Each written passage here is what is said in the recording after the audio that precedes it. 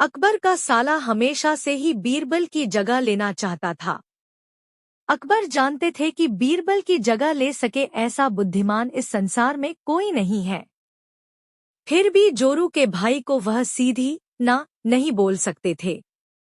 ऐसा करके वह अपनी लाडली बेगम की बेरुखी मोल नहीं लेना चाहते थे। इसीलिए उन्होंने अपने साले साहब को एक कोयले से भरी बोरी दे दी और कहा कि जाओ और इसे हमारे राज्य के सबसे मक्कार और लालची सेठ दमड़ीलाल को बेचकर दिखाओ। अगर तुम यह काम कर गए तो तुम्हें बीरबल की जगह वजीर बना दूंगा। अकबर की इस अजीब शर्त को सुनकर साला अचंभे में पड़ गया। वह कोयले की बोरी लेकर चला तो गया, पर उसे पता था कि वह सेठ किसी की बातों में नहीं आने वाला, ऊपर से वह उल्टा उसे ही चूना लगा देगा। हुआ भी यही, सेठ दमड़ीलाल ने कोयले की बोरी के बदले एक ढेला भी देने से इनकार कर दिया। साला अपना सा मुंह लेकर महल वापस लौट आया और अपनी हार स्वीकार कर ली। अब अकबर ने वही काम बीरबल को करने को कहा।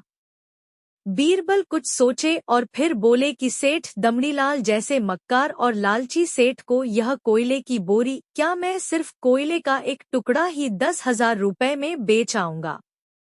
यह बोलकर वह तुरंत वहां से रवाना हो गए।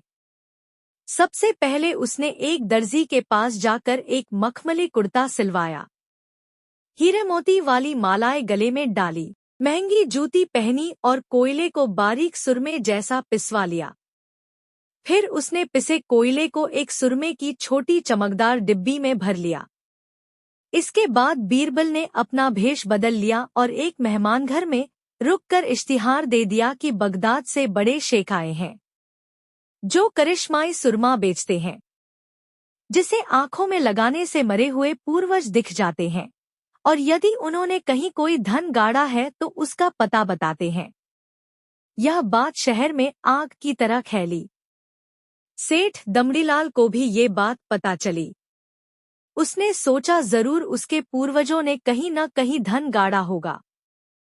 उसने तुरंत शेख बने बीरबल से संपर्क किया और सुरमे की डिब्बी खरीदने की पेशकश की। शेख ने डिब्बी के 20,000 रुपए मांगे और मोलभाव करते करते 10,000 में बात तय हुई। पर सेठ भी होशियार था।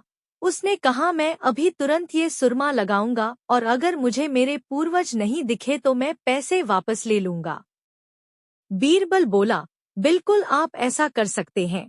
चलिए शहर के चौराहे पर चलिए और वहां इसे जांच लीजिए। सुरमे का चमत्कार देखने के लिए भीड़ इकट्ठा हो गई। तब बीरबल ने ऊंची आवाज में कहा, ये सेठ अभी ये चमत्कारी सुरमा लगाएंगे और अगर ये उन्हीं की औलाद है जिन्हें ये अपना माँ बाप समझते हैं तो इन्हें इनके पूर्वज दिखाई देंगे और गड़े धन के बारे में बताएंगे। लेकिन अगर आपके माँ बाप में से किसी ने भी बेईमानी की होगी और आप उनकी असल औलाद नहीं होंगे तो आपको कुछ भी नहीं दिखेगा। और ऐसा कहते ही बीरबल ने सेठ की आंखों में सुरमा लगा दिया। फिर क्या था, सिर खुजाते हुए सेठ ने आंखें खोली। अब दिखना तो कुछ था नहीं, पर सेठ करे भी तो क्या करे। अपनी इज्जत बचाने के लिए सेठ ने 10,000 बीरबल के हाथ थमा दिए और मुंह फुलाते हुए आगे बढ़ गए। बीरबल फौरन अकबर के पास पहुंचे और रुपए थमाते हुए सारी कहानी सुना दी। अकबर का साला बिना कुछ कहे अपने घर लौट गया और अकबर बीरबल एक दूसरे को देखकर मंदमंद मुस्काने लगे। इस किस्से के बाद फिर कभी अकबर के साले ने बीरबल का स्थान नहीं मांगा।